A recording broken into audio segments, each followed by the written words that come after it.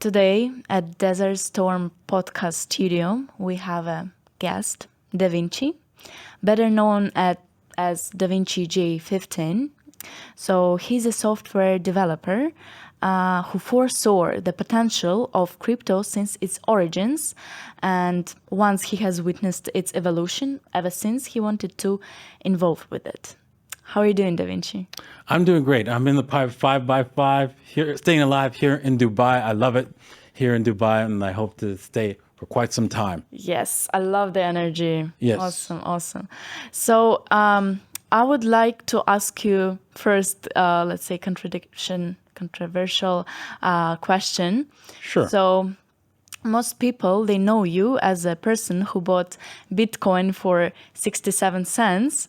Do you think, is it fair that at that time you bought it for that kind of a price and now we have to buy it for much higher price? Well, let me explain why it is fair. Because in the example of the crazy dude dancing by himself, right? Everybody's seen this video, right? Where this guy's just dancing crazily and people are looking at him like, you're weird, right? I'm not going to go over there. And then another person joins him, right? Then another person joins him and another. And eventually a whole crowd of people join him all at once. Because the reason why is because at first, right, the first person, right, everybody's afraid and thinking, oh, this is scary. No, I'm not going to do that. But then as more and more people start to join in, it's like, oh, well, I guess that'd be okay. I guess it's okay. I'll go over there now. Right now, the price to get in, right, when there's just one person, it's high because you're going to feel embarrassed. You're going to be embarrassed. You're actually paying a higher price, even though I paid a lower price. Right? You are paying a higher price because I was trying to tell everybody to buy, right? And everybody told me I was crazy. I was stupid. I didn't know what I was doing, right? So that was my price. And so now that it's easier, now it's obvious, right? You have to pay higher in dollars, but nobody's going to call you stupid. Yeah. Okay, that's interesting.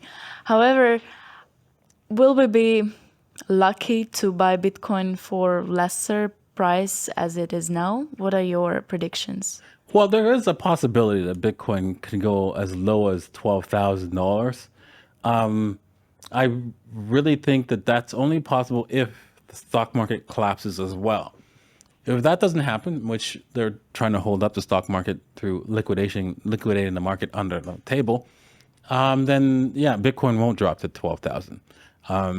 That's my personal opinion. I don't know if it's correct or not, right? Do your own due diligence. Yeah. And you know what? You have a very, very big audience, okay? And people who are going after you, they're watching all your videos, they're getting these advices from you. However, there are also a lot of people who want to be involved in crypto. And they came from traditional business, they have no clue what is blockchain, what is crypto, and what am I going to do with this? So what are your advices? What is the first step for them to learn about this sphere and not to lose money? Well, here's the thing, right? To not lose money, there's a lot of different scams out there. People will try to pretend to be me and ask you for money to say that they're going to invest. Try to, obviously, if some famous person comes to you and says, come give me your money, run the other way, please. It's obvious. It's not happening, right? So that happens more often than you can believe. And people lose a lot of money that way. Even people who know me and they even have my phone number to call me. I've lost money that way. So, yes, they didn't bother like, Davinci, is that you? You're like, no. Oh, damn, yes. So, yeah, that's the number one thing. But other scams are really harder to detect, right? So, for example, you could see a huge, beautiful website, perfectly designed and everything, and they promise you good yield. What you want to avoid is anything that gives you outlandish yield, 13% and higher. Although it's possible, right? Why are they giving it to you? True. So avoid that and assume that there's a Ponzi scam going on. It seems that if I do that, if I've done that many times, and I was always right with that the assumption. Basically, oh yeah, you're giving that high of a return. I'm going to avoid that because I think that's a scam, and I was right. And you know what? You have to some people have to be defrauded in order to learn that hey, you know what? I'm never going to do it whenever I see this. And that's what we need, right? If you guys if you do get scammed, well, guess what? That's an education. You're never going to be scammed that way again. Make sure you don't. So talking about the Ponzi scam, you mentioned it earlier. Can you tell us the history, why it's Ponzi, and how people maybe can avoid this kind of scams? Well, Charles Ponzi is a investor back in 1920 who basically came up with this fraud where he would take people's money, right, and say that he would promise them 10% or 13% or something high, some high percentage. And what he would do, he wouldn't invest in anything. He would just take the money and give the percentage, the 10% from somebody else's money. And so that went on for a while because people, well, they're getting their yield. They're getting their 10% every month. So it must be real. And so people started piling in like crazy. And when it all collapsed, it was so many people lost money that his name became synonymous with fraud. And now anytime we in North America think something's a fraud, we say, Ponzi! That last name is dead. Yeah. Finished. Yes. Finished. So is there any kind of a steps the person can understand, okay, this is the Ponzi, scam. Okay, first one, we understand if it's like 13% more, right? What are the other things the person can understand it's scam? Well, if you talk to the owner and they only talk about themselves and their family, and they don't focus on their product, that's the biggest red flag. Yeah. So Huge. is it like trying to promotion as a brand? Because people connect with other people, Yeah. right? When you're trying to do business with somebody, you feel a connection when they talk about themselves, and you feel like, oh yeah, he's a family guy. He's got a good family. He's got a wife, kids. Yeah, he wouldn't cheat me because he understands, right? The struggle that I'm going through too, right? Hey. So that's what the most scammers do is they understand that. They understand that you're going to connect with the person and invest based on the person, not on the method. I'm only interested in the method. Okay. So they're trying to influence your emotions, right? Exactly. So, Once they start doing that, run. okay. Please, guys, run. Yeah. So that's great. But talking about Bitcoin, people who bought Bitcoin on top, At the highest price. Yeah. You're saying hold it in any case, right? But maybe they need this money, for, I don't know, house, for anything, for their life, What can you say to these people? When you invest in any kind of product, right, you should invest with money that you don't need for the foreseeable future, meaning 5 to 10 years. When I first started investing in Bitcoin, I never invested more than 5% of my total savings. 5%. So that if anything were to go wrong, it wouldn't affect me. That's the key. And most people didn't do that. And if you didn't do that, this is a lesson that you need to learn right now. Never invest more than 5% of your total investment capital in any one asset, right? So that you doesn't hurt you if something goes wrong. Second, if you have to use this for medical reasons or any kind of like emergency fund, have you ever been able to take your retirement from for emergency use if you're living in North America? No, you can't do that. If you had a medical issue, you can't take your retirement money out to pay in most cases. So treat it like that. So if you find another way, find another way to hold your bitcoins and basically pay whatever emergency expense you've got instead of selling your bitcoins. Now, that's easier said than done because people are emotional. People are only concerned about what's right here and now. They want the easier way out because you don't want to do the hard work of either asking somebody for the money to borrow from them or to actually do some extra job that you need to do in order to pay for that extra expense. So it's just easier to just sell the bitcoins that at a loss and move on and never probably come back again. I've had a lot of friends who did that. They actually sold at a gain, but they promised that they're going to buy back in. But I said, no, that's not going to happen. And I remember one friend of mine, she had several Bitcoin and she sold it at $800. And I said, why don't you just sell half? As the price was rising up to 20,000, just sell half and see where this thing goes. And she refused. She said she was going to be back in the market. She already tripled her money. She bought it like, at $300 or less.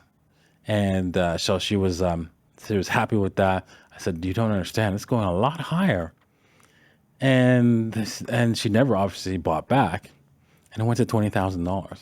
Right. So what did she told you later on when it was like 50,000? I mean, she was like, Davinci. You were right. And I'm like, I told you so. I have a t-shirt. I told you so. Yeah. By the way, very interesting thing. Talking about NFTs. Yes. You had your first collection. So how did it went? And tell us. Sure. My first collection is the Davitar collection. It is basically a NFT collection for my diehard fans, the ones who really are supporting the Davinci, right? And they loved it. A lot of people bought many different Davitars. And I give back to that community, those diehards, by giving them my time, like 20-minute Zoom call. Oh my goodness, those Zoom calls are great. You know what? I thought it was going to be a little bit of work, but actually it was actually very pleasurable work. And I look forward to having more Zoom calls with my diehard fans. There's only 915 of them. Yeah, the initial buyers, they get the first Zoom calls. And then if you want to buy it off of them, there will be a chance to buy it off of them to get 20 minutes with me, but at a higher price from my subscribers. So they will get some profit off of the Davitar. So yeah. It's unfortunate that the NFT space, they're killing the, what's it called? The creator fees. You know how there's a royalty fee whenever you trade? Well, actually, that's going away, and that's actually bad because now all the value that I wanted to give back to my community was coming from that royalty fees, and same with other artist communities. And if they take that away, then there's no more value that I can gain from that to give back to my community. And so it becomes just a static picture that people are getting, and that's it. That's not what people are want to buy anymore. They want to get some other type of value other than a static picture. So when people, they had a Zoom call, right, with you, what was the most, let's say, common question they were asking you, or what was the funniest one? Well, the funniest question I've ever heard was when this 10-year-old asked Tonevase is it possible to hack Bitcoin? And he said, nothing is impossible. And the girl responded, if nothing is impossible, then everything is possible. So and that means nothing can be impossible. And it's impossible for nothing to be impossible. And I was like, damn, that's right. That's right. I mean, are you sure she's 10 years old? Yeah. Wow. Yes. Wow. Wow. I was impressed. I'm like, damn, that's funny. Wow. So she basically refuted his statement that nothing's impossible, because if nothing's impossible, then something must be. If everything's impossible, then that means something is impossible. Oh my God. You're like, I can't even say it properly. Yeah, but I hope viewers, they can understand Yes. what she was trying to say. Oh my God. You It know? was like incredible. Yeah. I was like, yes, that's correct. I think she will be very successful exactly. in the life, because it's, at 10 years old thinking like this, it's really, really good. Yeah. The other question I have is that still, when people, they're making money with Bitcoin and also they're losing money, some of them, they believe Bitcoin is Ponzi. Why? Well, because everybody thinks that, okay, in order to sell this, right, you have to sell it to somebody else at a higher price. And so from an outside perspective, it seems like a fraud, because, well, you got to find somebody to buy it from you, and that's all that there is to it. That's the only thing that's useful for. But that's what you're looking at the surface, right? The surface of it. You're not looking at what you can do with it, right? Opposed to selling it, other than what you can do with it if it becomes money, other than selling it to somebody else. Because in effect, if you hold some paper notes, right, there's nothing else you can do with it. We give it to somebody to get something else, right? Yeah. Right? Yeah. That's all there is. So that's what the feature of money is.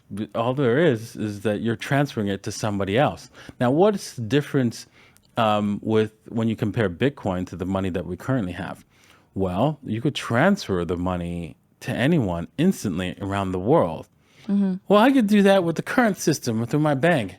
Ever try? I don't know about you, but if you try to transfer large sums of money, the bank's going to call you and say, "What the heck are you doing?"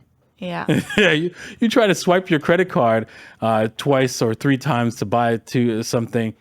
They're going to call you and say, "What the heck are you doing?" and stop you. Yeah. Right? Yeah. With Bitcoin, that's not going to happen. We don't buy private jets with the banking system. If you did that, you wouldn't have the jet. Yeah. Yeah. It just wouldn't happen, right? Because they'd be like, no, we need to get approval on this. We got to make sure the money's going to the right place. You need sign this form in triplicate, but we need to go. The plane's leaving. Exactly. Whilst with crypto, it's like, okay, come on the plane. Easy, right? Yes. Easy. Yes. But do you think that it will be legalized? Here's the thing, right? When we invented the Gutenberg press, they made the Gutenberg press and books that was produced from it illegal. They tried to hunt it down, destroy them. Every single government, every single church tried to stop the Gutenberg press and us having books. So that's why today we don't have books. Oh, wait. Hold on. Hold on. That didn't quite work out. So you can't stop something whose time has come. And there is nobody to shoot. There's no one to destroy. There's no place to go to bomb. So what are you going to do, right?